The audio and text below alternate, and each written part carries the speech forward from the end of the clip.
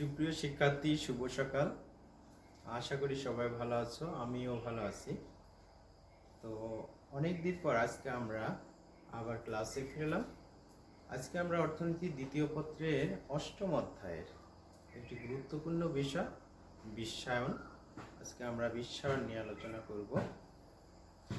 তো প্রথমত আমরা বিশ্বায়ন সম্পর্কে একটু ধারণা দেওয়ার চেষ্টা করব। যে বিশ্বায়ন সম্পর্কে রোনাল্ড রবার্টসন সর্বপ্রথম একটি প্রবন্ধ রচনা করেন। এরপর তিনি একটি সংজ্ঞা দিয়েছেন। এছাড়া আমরা দু একজন মনীষী কী ধরনের সংজ্ঞা দিয়েছেন বিশ্বায়ন সম্পর্কে সেগুলো নিয়েও প্রথমত ধারণা নেওয়ার চেষ্টা করব।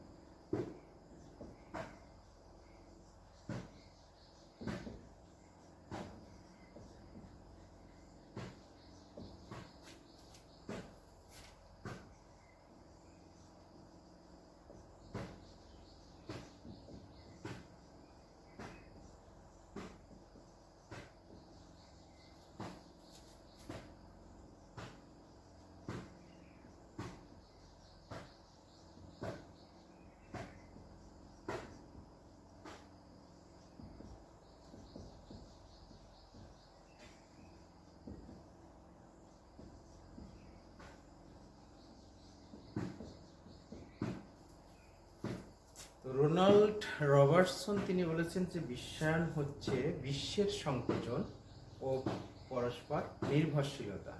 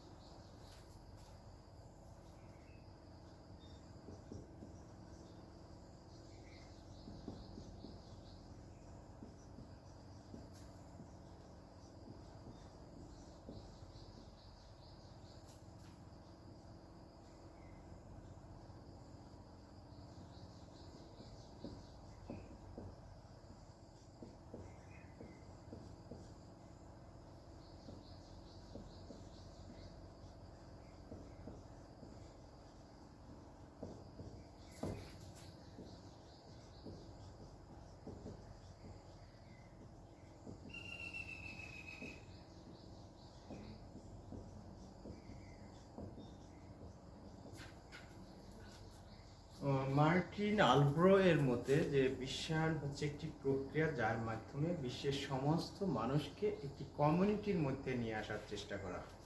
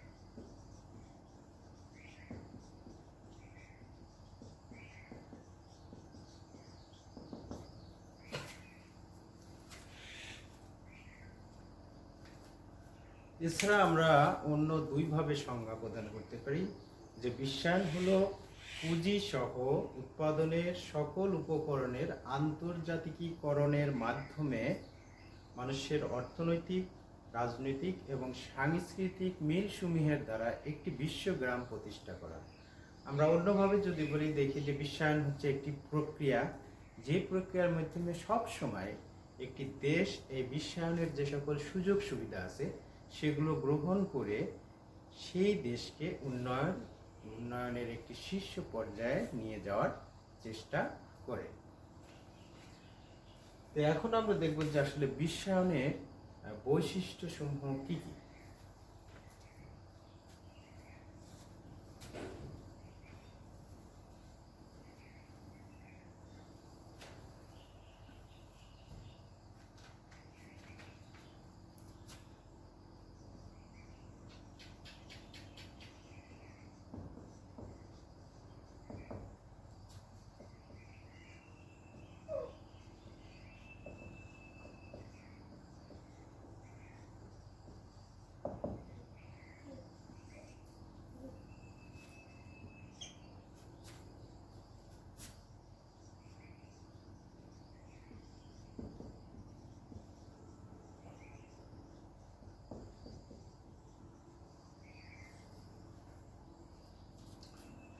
বিশ্বায়নের প্রথম বৈশিষ্ট্য হচ্ছে শ্রমের অবাধ প্রবাহ।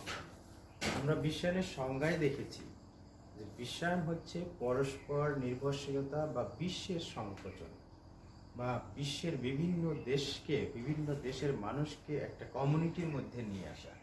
তো সেই ক্ষেত্রে এই সুবিধার কারণে বা এই বিশ্বায়নের ফলে কি হচ্ছে, যে একটা দেশের শ্রমিক ইচ্ছা করলে যে কোনো প্রান্ত থেকে, অর্থাৎ বিশ্বের এক প্রান্ত থেকে বিশ্বের অন্য যে কোনো প্রান্তে অবাধে চলাচল করতে পারে।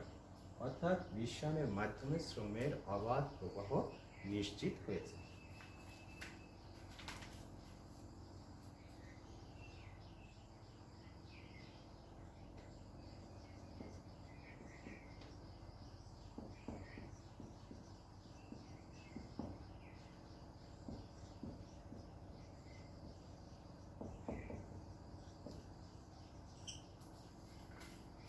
ঠিক একইভাবে বিশ্বায়নের দ্বিতীয় বৈশিষ্ট্য হচ্ছে যে পুঁজির অবাধ প্রবাহ। আমরা দেখলাম যে বিশ্বায়নের ফলে কি হচ্ছে, যে একটা দেশের শ্রমিক সহজে এক দেশ থেকে অন্য দেশের যে কোনো প্রান্তে চলাচল করতে পারছে। ঠিক একইভাবে পুঁজির ক্ষেত্রেও দেখা যায় যে বিশ্বায়নের ফলে পুঁজির অবাধ প্রবাহ নিশ্চিত হয়েছে। কিভাবে? যে বিশ্বায়নের মাধ্যমে যখন একটি দেশের সাথে বিভিন্ন দেশের যোগাযোগ রক্ষা হচ্ছে, বিভিন্ন দেশের একটা সম্পর্ক গড়ে উঠছে, সেটা শিল্পক্ষেত্রে, বাণিজ্য ক্ষেত্রে, এছাড়াও সাংস্কৃতিক ক্ষেত্রে বা বিভিন্ন মুখী তাদের সম্পর্ক গড়ে উঠছে। আর সেই সুযোগে বিভিন্ন দেশের আন্তর্জাতিক যেসব বহুমুখী প্রতিষ্ঠান বা কোম্পানি রয়েছে সেগুলো বিশ্বের বিভিন্ন দেশে সরাসরি শিল্প ও ব্যবসা বাণিজ্য ক্ষেত্রে বিনিয়োগ করছে। ফলে কি হচ্ছে, যে মূলধনটা তখন বিশ্বের বিভিন্ন দেশে তাদের মূলধনের যে আন্তর্জাতিক গতিশীলতা সেটা সম্প্রসারিত করছে।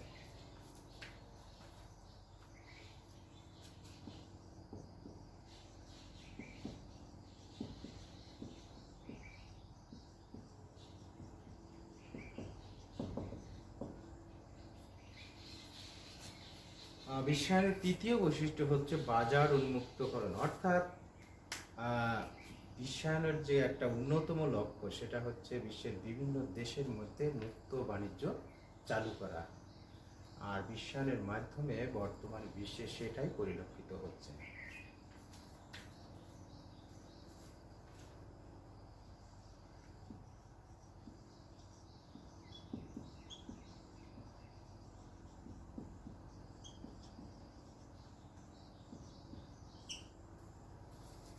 তথ্যের অবাধ প্রবাহ। বিশ্বায়নের ফলে তথ্যের অবাধ প্রবাহ সংগঠিত হয়েছে। আমরা পূর্বে যেটা বলেছি যে শ্রম এবং পুঁজির যেমন অবাধ প্রবাহ নিশ্চিত হয়েছে বিশ্বায়নের ফলে, ঠিক একইভাবে বিশ্বায়নের ফলে যে বিভিন্ন টেলিযোগাযোগ বা উপগ্রহ সম্প্রসারণ প্রযুক্তি, কম্পিউটার, মোবাইল ইত্যাদি নেটওয়ার্কের মাধ্যমে বিশ্বের বিভিন্ন দেশের মধ্যে একটা যোগাযোগ ক্ষেত্রে ব্যাপক উন্নতি লাভ করেছে।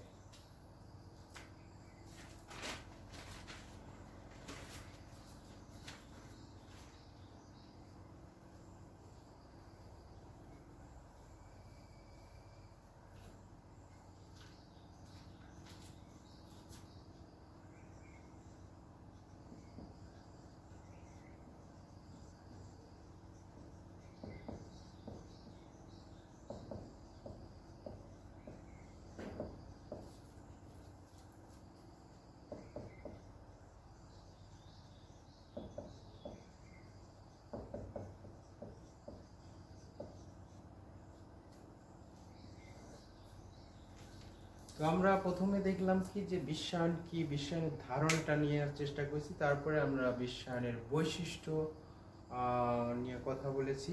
সেখানে আমরা দেখেছি শ্রমের অবাধ প্রবাহ, পুঁজির অবাধ প্রবাহ, তথ্যের অবাধ প্রবাহ আমরা লক্ষ্য করেছি। এবার আমরা দেখব যে আসলে বিশ্বায়নের বাংলাদেশের অর্থনীতিতে বিশ্বায়নের কী প্রভাব, বাংলাদেশের অর্থনীতিতে কি ধরনের প্রভাব ফেলেছে বিশ্বায়ন, সেই বিষয়গুলো নিয়ে আমরা আলোচনা করার চেষ্টা করব। যে বিশ্বের বিভিন্ন দেশের বা বিশ্বের প্রতিটি দেশের অর্থনীতি বিশ্বায়ন দ্বারা প্রভাবিত এবং পরিচালিত, বাংলাদেশ তারও ব্যতিক্রম নয়। বাংলাদেশ 80-র দশকে বিশ্বায়নের সাথে যুক্ত হয়। 1985-86 সালে বিশ্ব ব্যাংকের কাঠামোগত কর্মসূচি গ্রহণ করার পর 90-এর দশকে বাংলাদেশের আন্তর্জাতিক বাণিজ্য উদারীকরণের মাধ্যমে বাংলাদেশের বিশ্বায়ন প্রক্রিয়া সম্প্রসারিত হয়। কিন্তু বিশ্বের অন্যান্য উন্নয়নশীল দেশের মতোই বাংলাদেশেও বিশ্বায়নের ফলাফল প্রত্যাশিত নয়। তো এক্ষেত্রে আমরা দেখব যে বাংলাদেশের অর্থনীতিতে বিশ্বায়নের যে বিভিন্ন প্রভাব, সেই বিষয়গুলো আমরা একটু তুলে ধরব বিভিন্ন পয়েন্টসের মাধ্যমে, সেগুলো নিয়ে আলোচনা করব।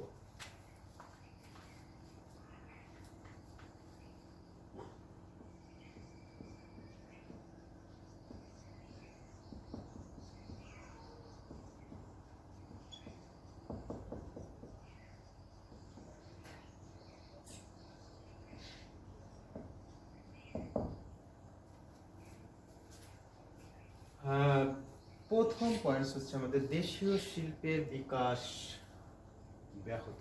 কিভাবে হচ্ছে বিশ্বায়নের ফলে দেশীয় শিল্পের বিকাশ ব্যাহত? আমরা দেখছি যে বাংলাদেশের বাজারকে যখন বিদেশি পণ্যের জন্য উন্মুক্ত করে দেওয়া হচ্ছে, তখন দেশীয় শিল্পের অস্তিত্ব হুমকির সম্মুখীন হচ্ছে এবং সেগুলো বিকাশে বাধাগ্রস্ত হচ্ছে বা বিকাশ ব্যাহত হচ্ছে। যখনই বিদেশি পণ্যের জন্য বাংলাদেশের বাজারকে উন্মুক্ত করে দেওয়া হচ্ছে, তখন তাদের সাথে বাংলাদেশি পণ্য উৎপাদনকারী প্রতিষ্ঠানের একটা প্রতিযোগিতা তৈরি হচ্ছে এবং এই প্রতিযোগিতায় যদি টিকে থাকতে না পারে, সেক্ষেত্রে দেশীয় শিল্প ধ্বংসের দিকে যাবে। তো এজন্যই বলা হচ্ছে যে বিশ্বায়নের ফলে বাংলাদেশের বা দেশীয় শিল্পের বিকাশ এভাবে বাধাগ্রস্ত হচ্ছে।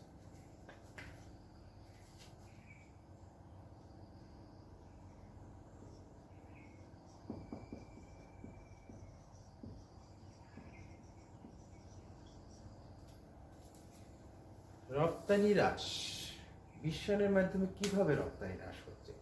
যে যখন বিশ্বায়নের ফলে যখন দেশীয় বাজার উন্মুক্ত হচ্ছে, বিদেশি পণ্যের দেশের বাজার উন্মুক্ত করে দেওয়া হচ্ছে, তখন যে দেশীয় শিল্পীয় প্রতিষ্ঠানের সাথে বিদেশি প্রতিষ্ঠানের যে প্রতিযোগিতা হচ্ছে, সেই প্রতিযোগিতার মাধ্যমে অনেক দেশীয় শিল্প বন্ধ হয়ে যাচ্ছে, প্রতিযোগিতায় টিকে থাকতে না পারে। সেক্ষেত্রে দেখা যাচ্ছে যে রপ্তানির পরিমাণ কমে যাচ্ছে, যা এদেশের বাণিজ্য ঘাটতিকে বৃদ্ধি করছে।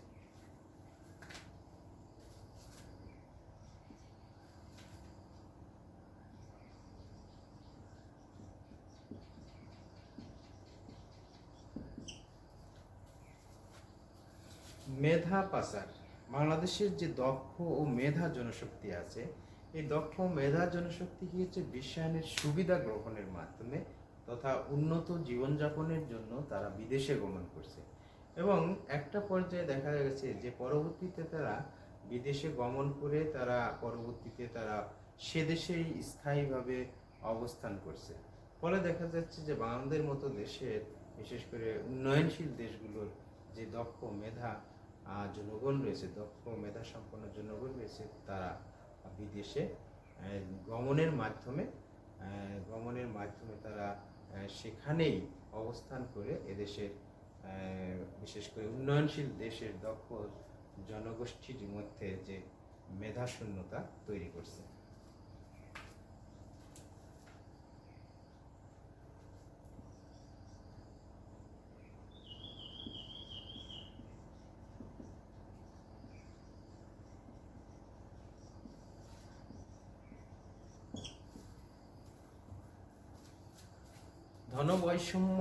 বৈষম্য বৃদ্ধি, বিশ্বায়নের ফলে ধনী দরিদ্রের যে বৈষম্যটা সেটা প্রকাট আকার ধারণ করছে। কারণ বিশ্বায়নের যে সকল সুযোগ সুবিধা সে সকল অধিকাংশই ভোগ করছে ধনী রাষ্ট্রগুলো এবং দরিদ্ররা সেখানে বঞ্চিত হয়েছে। ফলে ধনীরা আরো ধনী হচ্ছে এবং গরিবরা নিঃস্ব হচ্ছে।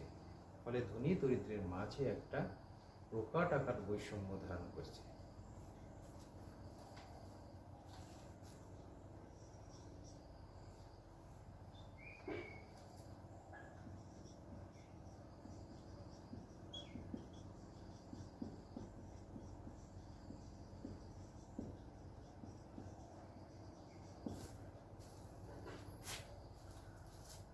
অপরাধ প্রবণতা বৃদ্ধি, বিশ্বায়নের ফলে বিভিন্ন দেশে, বিশেষ করে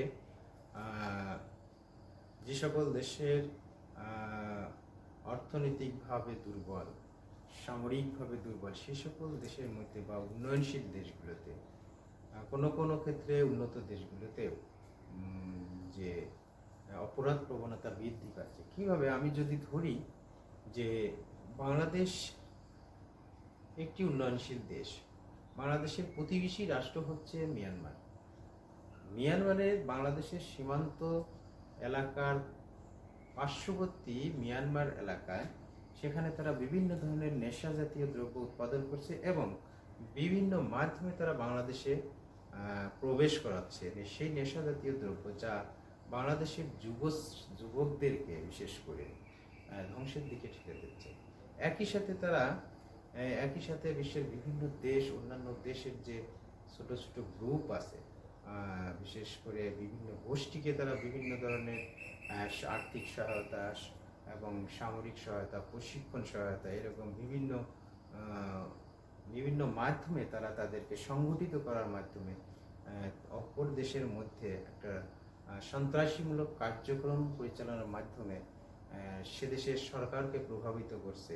তাদের পছন্দ সরকার না হলে তারা বিভিন্নভাবে ইন্ধন দেওয়ার মাধ্যমে তারা সে দেশের রাজনৈতিক অবস্থাকে বা বিভিন্ন সন্ত্রাসী কর্মকাণ্ডের মাধ্যমে দেশকে একটি অস্থিতিশীল পরিস্থিতি তৈরি করার চেষ্টা করে থাকে।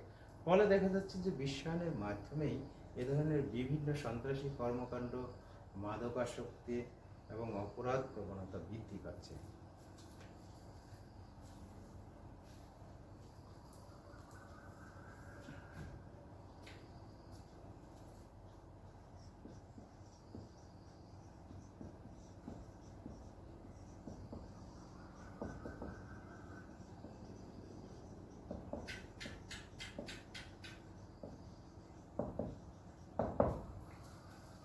অর্থনৈতিক মন্দার বিশ্বায়ন কেন? যেহেতু বিশ্বায়নের ফলে প্রতিটি দেশ বিশ্বের বিভিন্ন দেশের সাথে কানেক্টেড, বা প্রতিটি দেশের ব্যবসা বাণিজ্য অন্যান্য দেশের সাথে সম্পৃক্ত। তাই কোনো একটি দেশে অর্থনৈতিক মন্দা দেখা গেলে সেটা বিশ্ব মন্দায় পরিণত হচ্ছে এবং বিশ্ব মন্দায় পরিণত হওয়ার মাধ্যমে অনেক দেশের অর্থনীতি একটি বিপর্যস্ত অবস্থায় নেমে আসতে দেখা যায়।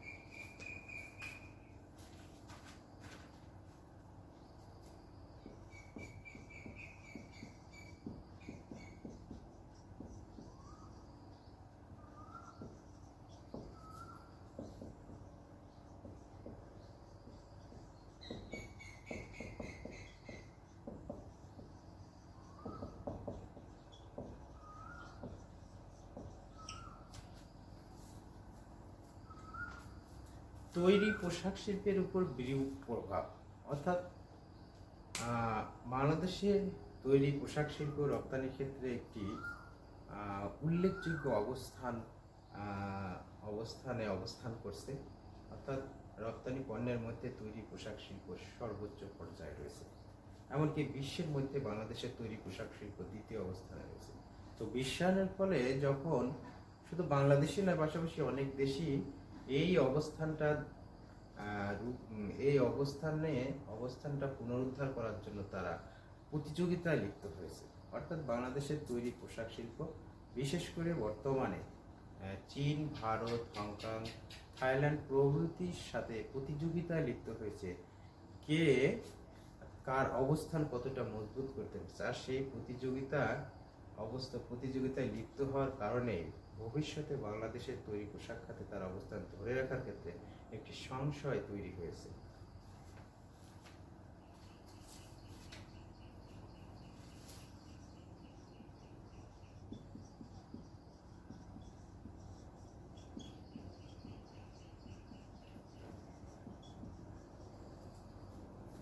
সাংস্কৃতিক আগ্রাসন, অর্থাৎ বাংলাদেশের সাংস্কৃতিক অঙ্গনে যখন বিদেশি সংস্কৃতির অনুপ্রবেশ ঘটেছে, তখনই বাংলাদেশের নিজস্ব সংস্কৃতি বিলুপ্তির দিকে ধাবিত হচ্ছে।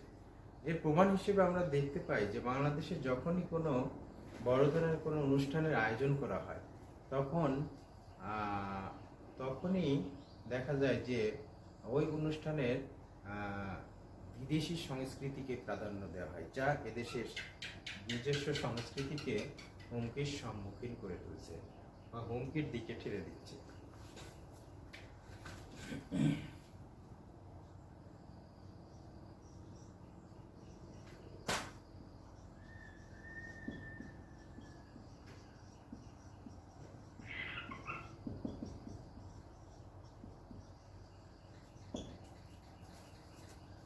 উন্নত প্রযুক্তির বিকাশ, বিশ্বায়নের ফলে একটি দেশের সাথে যেহেতু বিশ্বের বিভিন্ন দেশের সম্পর্ক হচ্ছে, একটি দেশের মানুষের সাথে আরেকটি দেশের মানুষের মধ্যে সম্পর্ক তৈরি হচ্ছে, একটি দেশের মানুষ সহজেই অন্য দেশে গমন করতে পারছে, সেটা শিক্ষার জন্য হোক বা ভ্রমণের জন্য হোক বা কোনো প্রশিক্ষণের জন্য হোক, যেভাবেই হোক তারা একটি দেশের মানুষের সাথে অন্য দেশের মানুষ বিভিন্নভাবে একত্রিত হচ্ছে বা বিভিন্ন সুযোগ সুবিধা গ্রহণ করছে। আর এই সুযোগ সুবিধা গ্রহণের মাধ্যমে একটা দেশের মানুষ অন্য দেশের বা বিশেষ করে উন্নত দেশের উন্নত প্রযুক্তির সাথে পরিচিত হচ্ছে এবং একটা পর্যায়ে তারা সেই প্রযুক্তিগুলো আয়ত্ত করে অনেক সময় নিজ দেশে এসে কাজে বাস্তবায়নের মাধ্যমে এদেশের অর্থনৈতিক উন্নয়নে গুরুত্বপূর্ণ অবদান রাখছে।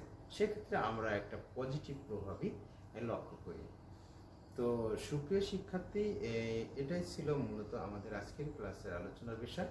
তাহলে আমরা একটু আবার দেখি যে আমরা কি কি আলোচনা করেছি আজকে, যে বিশ্বায়ন কি, বিশ্বায়নের ধারণা নেওয়ার চেষ্টা করেছি এবং একই সাথে বিশ্বায়নের কি কি বৈশিষ্ট্য সেগুলো নিয়ে আমরা আলোচনা করেছি। পাশাপাশি বাংলাদেশের মতো উন্নয়নশীল দেশে বা বাংলাদেশের অর্থনীতির বিশ্বায়নের প্রভাব বা বিশ্বায়নের ফলাফল সেগুলো নিয়ে আমরা আলোচনা করলাম। তো এই আলোচনা থেকে আমরা উপসংহারে এটাই বলতে পারি যে বাংলাদেশের মতো উন্নয়নশীল দেশে বিশ্বায়নের নেতিবাচক প্রভাবই বেশি এবং যে সকল উন্নত বা ধনী রাষ্ট্রগুলো রয়েছে সেগুলো এখানে বেশিরভাগ সুযোগ সুবিধা গ্রহণ করে এবং বেশি উপকৃত হয়। তো এ পর্যন্তই আজকের ক্লাসের আলোচনা শেষ করছি। পরবর্তী ক্লাসে আমরা এই অষ্টম অধ্যায়েরই আমরা অন্য কোনো বিষয় নিয়ে আলোচনা করব, সেটা হচ্ছে রপ্তানি পণ্য বাণিজ্য বা রপ্তানি বাণিজ্য সম্প্রসারণের উপায় নিয়ে আমরা আলোচনা করব। সে পর্যন্ত তোমরা সুস্থ এবং নিরাপদে থাকো, এই প্রত্যাশায় সবাইকে ধন্যবাদ।